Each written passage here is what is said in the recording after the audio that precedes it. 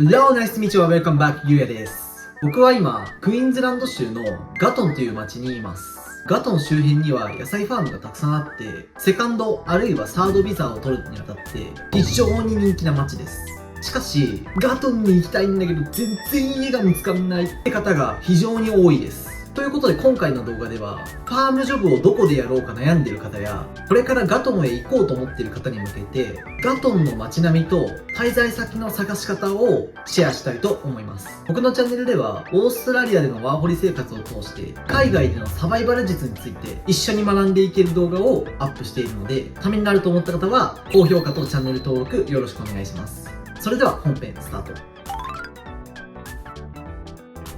ガトンはブリスベンから車で1時間ちょいで行ける距離にあって、都市部へも近いことから高速バスを使って行くこともできます。おすすめのバス会社については動画の概要欄にリンクを貼っておきます。これが実際の予約画面なんですけれど、時間帯も結構融通が利くし、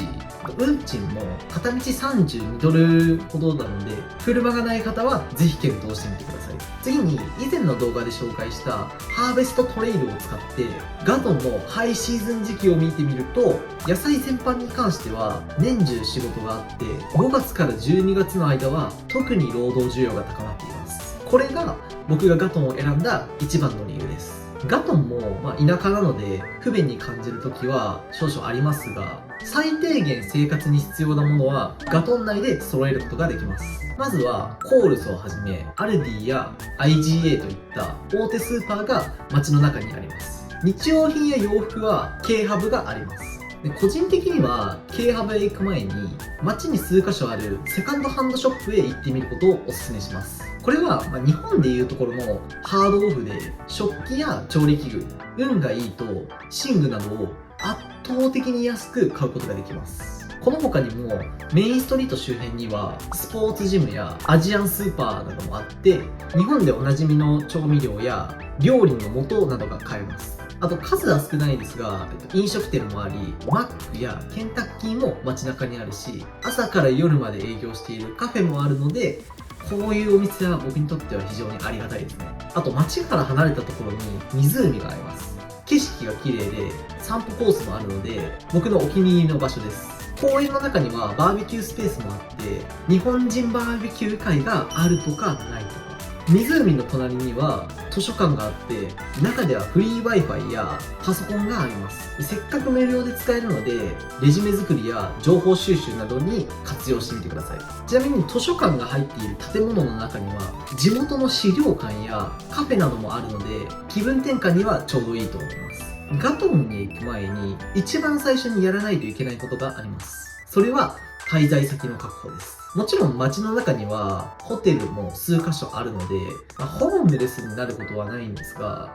1泊100ドルから200ドルもするので、ずっと住み続けるってなるとかなり出費が痛いです。じゃあどうすればいいかっていうと、出発予定日までにこの2つの方法をやり続けてください。1つ目がキャラバンパークに毎日連絡です。実はガトンにはかなり規模が大きいキャラバンパークがあります。こんな感じのキャラバンが120棟以上あって、日本人もたくさん住んでいます。家賃は週200ドル前後で、部屋の状態や同居者がいるかによって価格が変動します。洗濯と乾燥は1回6ドルずつ必要で、トイレとシャワーは共用の建物でする必要があります。大人気なので空きがあれば入れるっていう状況なんですけれど、ファームジョブも紹介してくれるので、もし住めたら家と仕事探しの両方の問題が解決します。ガトンについて何の情報もないっていう方は、まずはキャラバンパークに住むことを目指しましょう。土日祝日にチェックインができないので、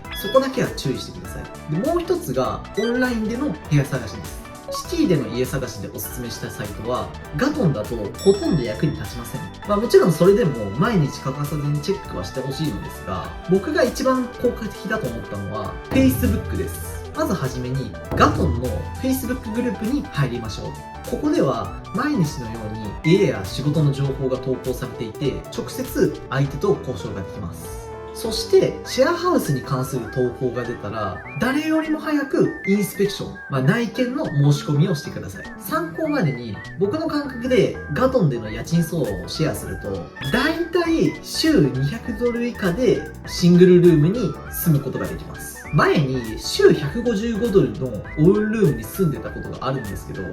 家中汚いし散らかっていて虫が大量に湧いててかなりきつかったです。しかも朝は鳥の鳴き声でうるさいし、夜はずっとブボーンっていう謎の機械音があって全然眠れませんでした。運よく今住んでるこの家を見つけられて、その家はもう3日で出ていきました。で、どっちの家も Facebook のマーケットプレイスで見つけました。シティでの家探しではおすすめ度は低めでしたが、ガトンにおいては一番便利です。ただし当たり外れが激しいのは同じなので、部屋や共用スペースの状態やオーナーの人柄など注意深くインスペクションをしてください。オンラインで家探しをするにあたってめちゃくちゃ作業効率が上がる便利な機能を紹介してこの動画を終わりにしたいと思います。それが Google Chrome にあるリーディングリストです。絞り込み検索をかけた状態でリーディングリストにページを追加すると、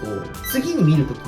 ワンクリックで検索結果を表示できるようになります。これでリンクをクリックして絞り込み条件をまた一から入れ直すっていう必要がなくなるので、確認速度が圧倒的に速くなります。ということでまとめると、朝と夕方にキャラバンパークに連絡をして空きを確認しつつ、マーケットプレイスをメインに複数のサイトで家を探す。その時に検索結果をリーディングリストに追加しておけば確認スピードも上がってライバルより早く家を見つけられます。今後もガトンに関する情報を発信していくので、ためになると思った方は高評価とチャンネル登録よろしくお願いします。それではまた次の動画でお会いしましょう。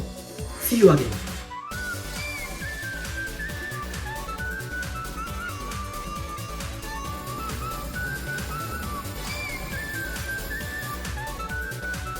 Oh, Everything is melting. oh, melting. Yeah.